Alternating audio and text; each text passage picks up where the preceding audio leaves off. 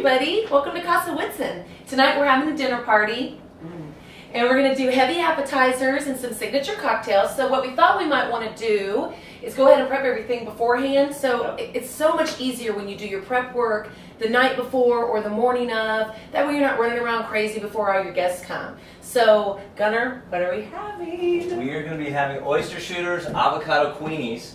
We're going to have coconut shrimp with banana kiwi salsa, as well as Thai pork ball rolls and ahi tuna spears. Salmon endive scoops as well. Okay, now here we've got the sushi rice. We're going to go ahead and start with this. A cup and a half of sushi rice, and we can go ahead and prep that. We're using sushi rice because it's stickier and it's going to form into balls. And just so you know, those onion goggles also come out when we're not cutting onions. No, they don't. That's all I'm going to say. No, they Yeah, don't. that's all I'm going to say. Don't. That's all I'm going to say about that. Okay, putting together the banana kiwi salsa, and we have everything prepped. You have about 4 or 5 bananas, and maybe, how many 5 or kiwis? 6 kiwis. 5 or 6 kiwi. About a half of a yellow onion. We like the sweet Vidalia. They're so good. But make sure the onion is chopped really, really finely. You don't want anyone kind of freaking out over. Then we chose to use heirloom tomatoes over here. I did a really big red one. It was huge, like a beefsteak tomato, and then a pretty large green one. Okay. And then we finally diced up a jalapeno. We de-seeded it because we've got some pansies coming over tonight, so we don't want it. What are you adding here? This is going to be lime juice. A little special squeezer. We'll call it Caribbean. We'll call it Mexican. We can call it whatever we want. Did it come from Mexico? Is that why you're calling it the Mexico It did squeezer? come from Mexico. And He that's also why I uses like lime it. and everything, like in Mexican cooking. 5 ingredients that are always good with everything. Honey, lime, garlic, bacon, and butter. Always. That's actually true. Okay, so the lime juice, we're putting a little bit of it in here just because you don't want your fruit to brown. And we're going to pop this in the fridge, throw a little cellophane over the top of it, and it's good to go for 12 hours, 24 hours. You can make it the day before, and it tastes good on coconut shrimp. Let's keep going with the coconut shrimp. Basically what we're going to do here is we're going to peel off all of the shell on here, and then we're going to do, Queenie should probably be doing this because she likes to get the poop out. So Gunnar likes to have the crappy jobs around the house, so he gets to devein the shrimp. So most importantly, get whatever kind of shrimp you want. Cut right down the middle. We're going to be butterflying the shrimp anyway, and get the Gunnar vein out. And right in here you'll see there's kind of, that's basically the poop of the shrimp. It's called the vein. Well, The vein. I call it the poop.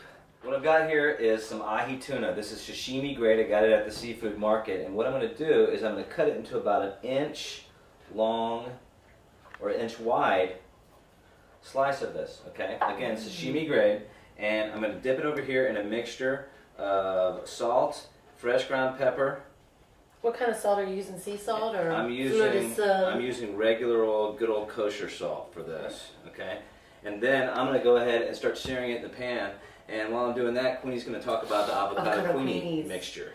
Yeah, okay, so for our avocado queenies, we need the fresh lump crab meat that I already went through and sifted out all the shells. We're using, to add to that, Japanese mayonnaise, which you can find in your Asian store. The rooster sauce, which you can find in your Asian store, or you can even find it sometimes at the grocery. And togarashi, which is a Japanese 5-spice. It's kind of a hot chili pepper sauce. It's got a little black sesame seed in it. So I added maybe, what do you think, Gunnar? About 3/4 of a cup of this to maybe 1 to 2 tablespoons of this. So depending on how much you're making. And then just mix it in, and then mix your crab meat in, and that's going to be your filling. It's going to go with the avocado. It's really beautiful, complement each other. So it's kind of, when you stir it in and you look, it's kind of this light orangey color, but it is good, good, good. All right, we are going to make our Thai pork balls, and we have 3 pounds of ground pork. We're putting in 2 or 3 big handfuls of parsley, chopped finely. 3 eggs, beaten. This is, how much lemongrass, Gunnar? 1 or 2 stalks. I think it's important to do the lemongrass in a Cuisinart or chop it really, really fine because it's very rough and it doesn't really soften like an onion does when you cook it down. How much garlic? A lot. A whole lot. Like 16 cloves. A whole bulb. Giant bulb. And this is red and green Thai chilies, and they're really, really hot. Like, woo! hot. Well, we've But- got some Mexicans coming over tonight. But we have a lot of people that have spent a lot of time in Thailand and some people that love spicy food. So use these sparingly. This is 6, but you could use up to 2 or 3. Okay, Gunner? Fish sauce, 1 tablespoon. Asian fish sauce, which you can buy at your Palm market. sugar. Ooh, Yeah, that's palm another sugar. secret ingredient. This is a secret ingredient. This is just like brown sugar, but it's just got this taste that you can't find in brown sugar. So, you can't find it in honey, you can't find it in brown sugar, but you get it here. This is a secret ingredient in Asian cooking. Yeah, palm sugar comes in a little container. It's thick like brown sugar. I mean, it's gritty like brown sugar, but it's kind of runny. If you can't find it, you can certainly substitute brown sugar, Absolutely. but it gives the sweetness that you find Now in for Thai these food. pork balls, what we're going to do over here is I'm going to make a chili dipping sauce. Okay, so basically what I'm going to do to put into this is I'm going to take 1/2 cup of rice wine vinegar. I'm going to take about a tablespoon of fish sauce. We're going to use some palm sugar. We're also going to use 2 green onions or scallions, and then some more red Thai chilies. How many Thai chilies are you putting in there? I'm putting in 3. Okay. So if you like it really spicy, you can add as much as you want. That's kind of middle of the road for 3. I'd say 1 if you're not a big fan of spice, and 6 if you want to light it up. That's right. Okay, so now what she's going to do is she's going to get that together. Now, if that's a little bit runny, what you want to do is put some panko breadcrumbs in there. They're not really breadcrumbs, but They're panko crumbs. they're panko crumbs. It's a rice cracker, Japanese. They're like Japanese breadcrumbs, and they use rice crackers. And it's a really good substitute for people who have a gluten allergy. We have all of our ingredients for the Thai pork balls together. And so I'm rolling them, as you can see, pretty small, because they're going to be fried up in a wok. And so I'm going to go ahead and roll them all up. They're pretty a little gooey. And you're going to want to make sure after you roll these, you put them in a covered dish and refrigerate them. It makes it a lot easier to cook them once they're kind of stiffened up a little bit. And that way, again, you can make them the day before, the morning before. But just kind of roll them into the size of a little meatball. And that's about it. What are you doing, Gunnar? I'm getting out the smoked salmon. This is going to be for the endive leaves. This is going to be smoked salmon, whipped cream cheese on endives. And are we putting capers on there? I think so. Okay, and some capers on there as well. But you can buy this in your local, I guess it's not going to be in every supermarket you're going to find them. A lot of times you find them in long fishes. But I'm going to take it, chop it up so that it's going to be really easy to eat and really presentation-wise. It will stop being so naughty. Stop being naughty. And stop pinching me in the butt, or we're going to do a Michael Jackson dance-off, and we know how that turned out. All right, for the sushi spears, what I'm doing right now is I'm taking the sushi rice. I have a bowl of water next to me as well, because the rice is so sticky, it's going to want to stick actually to your hands. But you want to go ahead and push it in here. It's kind of like you're doing some sushi, and then you have a ball here. And I'm just going to line them up. We're going to prep them up. We're going to let them harden in the refrigerator, and then we're good to go. And I'm going to make them perfectly round. Ooh, they fall. All I know, but they have to be round. All right, this is the prep for our prairie oyster shooters. First thing I'm going to do is take 2 cups of cold vodka. Cold vodka. Brr. So I'm going to fill it up and put it in here. Let's say that's 1. Let's say that's 2. A little bit more, there you A go. little bit more, Gun? There you go, a little Okay. bit more. So 2 cups of vodka, and I'm just going to put it in the shaker that I'm going to use, and then just have my trusty husband, who I love very much, put it in the freezer for me. Mm-hmm. So I'll put it right here, Gun. You want to get that freezing cold, and don't take it out till right before you serve them. Now, in your trusty pitcher, we're going to do 3 cups of tomato juice, and about the juice of 2 lemons. I like to put lemon and lime, both of those in there. And then I'm going to kind of jazz it up with a little horseradish, a little Worcestershire, some Tabasco. This is really a tomato and vodka based mix, and a little bit of citrus. You can add anything in you want. If you love black pepper, add that. If you love a little Worcestershire, whatever it is you would jazz up, think about if you were going to make a Bloody Mary that you really loved and what you might put in there.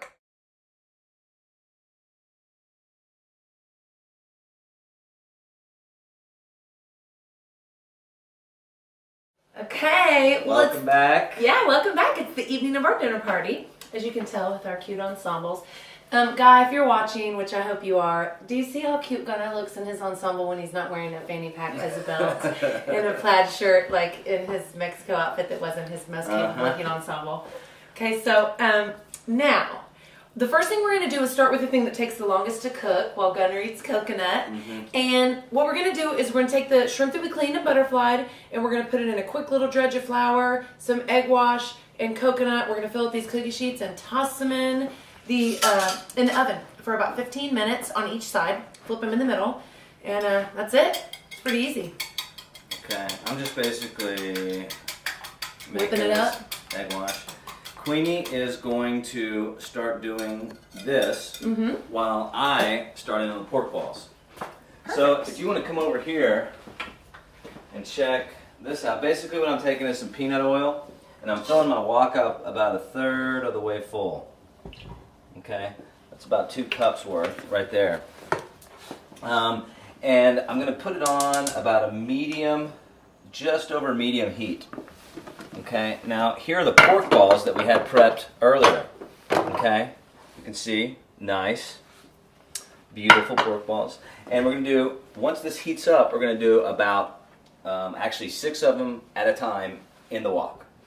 So that's what we're going to do. And if you want to pull over here for just a second, look at little Queenie. She's dredging.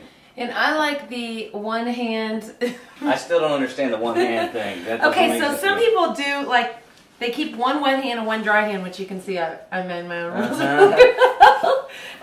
Some people do it, Gunnar. Here's the reason. Because if you have to grab something or you need more coconut, you don't have a big paw like that. I keep a towel But I in my didn't back do it very pocket, well. and that's what I do. I know, but I don't have a pocket on because look, I have this cute dress on. No.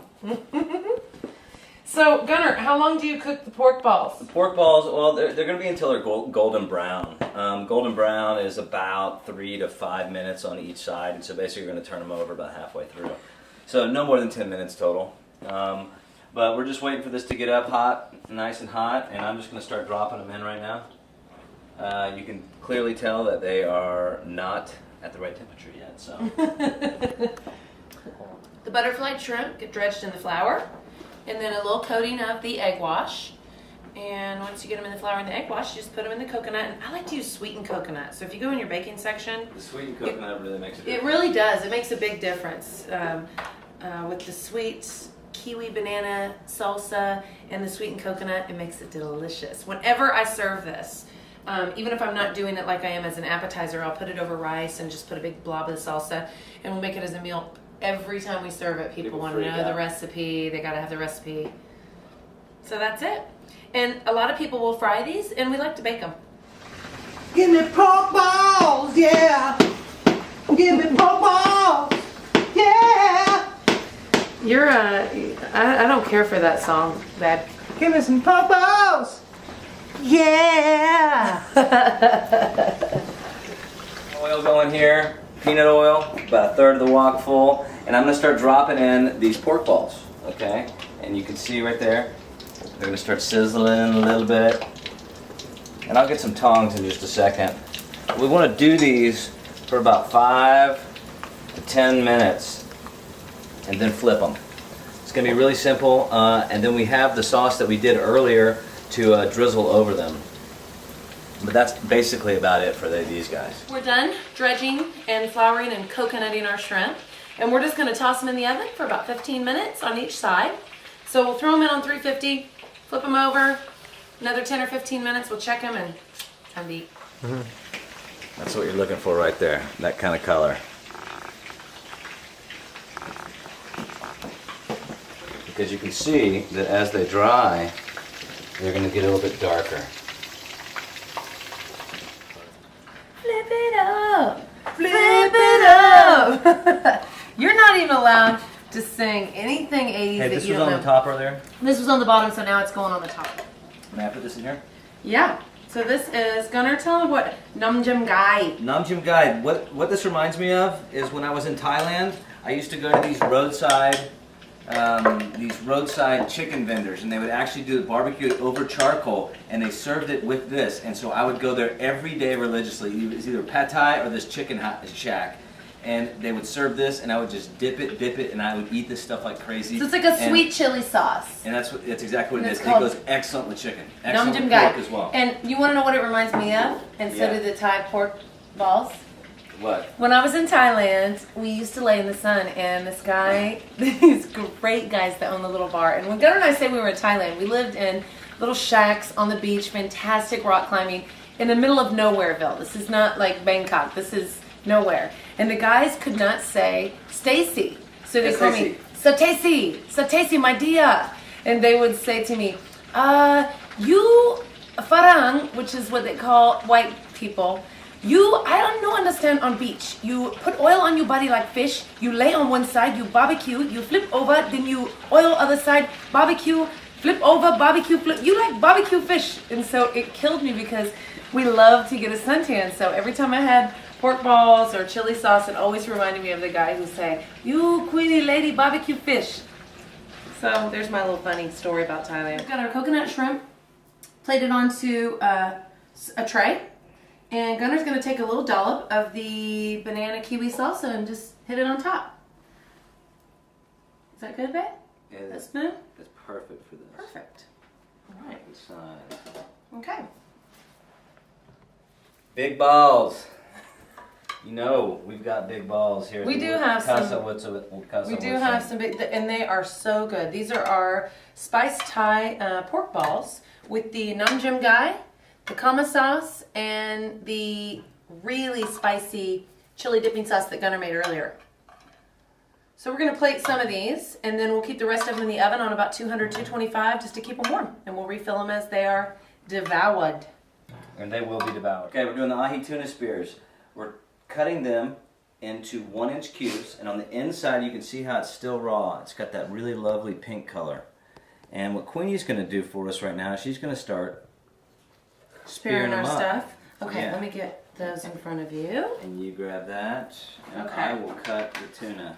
So let me I got these great little bamboo skewers. And you want rice first, Gunnar? Yes, please. We'll do some rice. And then a great piece of tuna. Okay, so right here, one of the greatest inventions of all time. You see them on roadside diners, drive-ins, dives maybe. This would probably have mustard in it, but what we have in here is the reduced sauce. G-Money reduction sauce is what we'll call it. Yeah, okay? it's actually a really good reduction I keep this sauce. on hand all the time. Basically what I did was I put soy sauce, I put ponzu sauce, I put rice wine vinegar, and a little bit of Asian spice in here. And I reduced it down, and it takes about 10-15 minutes, but it becomes thicker. And when it becomes thicker, you can actually get a lot better presentation on it. So now the beautiful thing about here is that you can actually really put it all over your food, okay? And then we're going to come across like this.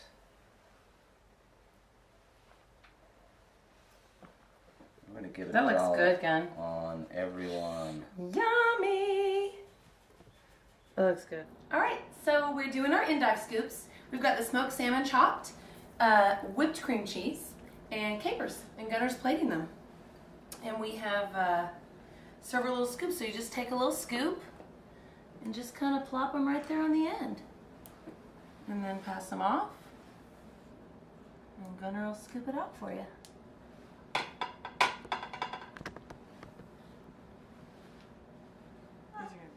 Ooh, that looks good, Gunnar. Can I taste? Yeah. Well, then we need a clean spoon. Well, I can get a clean Ooh, spoon. that's good. Ooh, that's spicy. Whoa. Queenie is from the Midwest. Whoa! That is Midwest. like light you She up does spicy. not know much about spice, nor does she know much about barbecue sauce. I know that when it's red and sweet and vinegary, it's delicious, and when it's smoked and thick and mesquite-like, it's not. That I know. She knows nothing about barbecue sauce. It repeats. Okay, so I'm gonna scoop behind you, and I'm just gonna sprinkle a little black sesame seeds on here.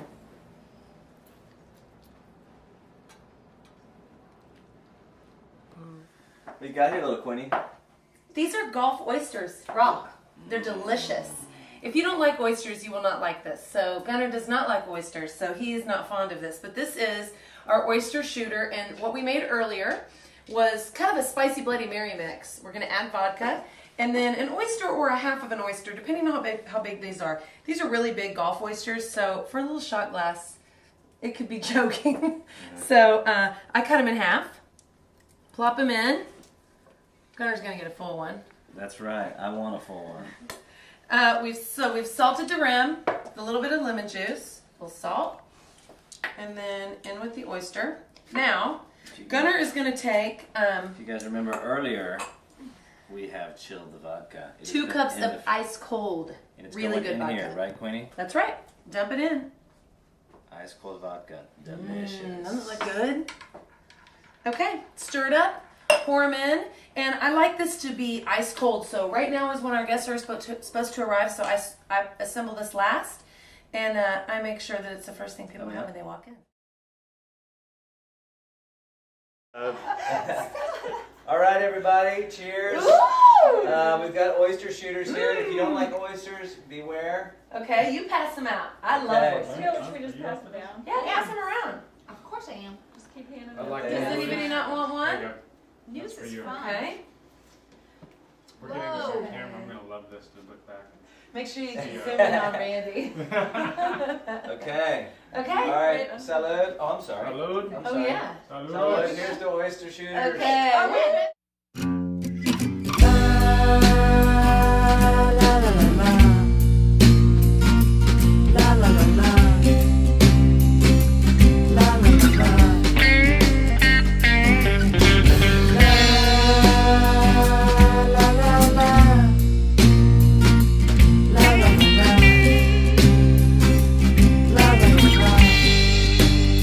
Why I love coming to Gunnar and Queenie's house. Every time you come, you're welcomed with a smiling face, a stiff drink, and a new dish that you haven't tried yet. It's always amazing to your palate.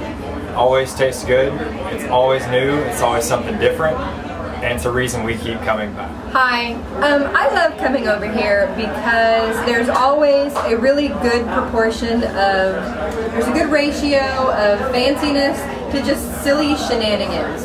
And I find that delightful. I can be myself, and I have delicious food. People are silly, and I think that silliness is really pretty important. It's the most important thing in my day. I love coming over to Gunnar and Queenie's because every time we come over here we get some kind of awesome, delectable, amazing dish that we've never had before, and it melts in your mouth, and that's the whole reason we come over here, just to eat. What's going on, guys? Wanted to let y'all know that we had a fantastic meal here at the Woodson's, as always. Unique flavors and lots of nice surprises. We always have fantastic meals. Tonight we had a coconut shrimp with kiwi and a banana pico de gallo with jalapeno, which was mind-blowingly, surprisingly good. That's kind of the thing that happens here. Magic happens in the kitchen, and it's always a good time. Cocktails are flowing, good champagne, good wine, good beer. You mix them all up, it's a hell of a party. So it's a Woodson's. That's what happens here every time. All right, so I am here to tell you about why it is so great to be at Stacy and Gunter's. And here's a good little artifact to show why it is always fancy at Queenie's. Well, first of all, one of the reasons so many people love Queenie and Gunter's casa and place and nights and evenings is that they are so full of joy and special moments. And this is my husband filming me, and it's making me slightly making me laugh, and blush. But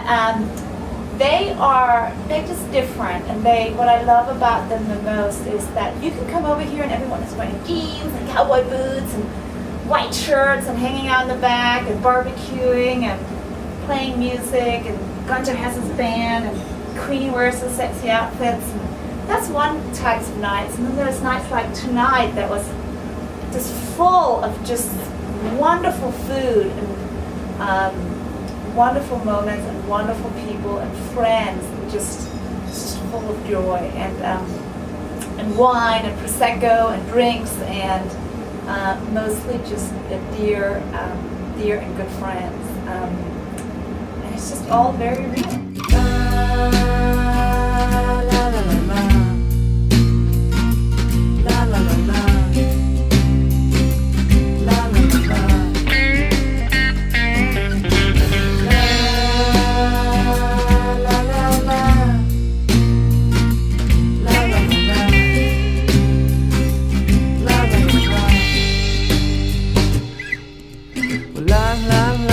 Lady, do you think that maybe your actions as of late been off key with me?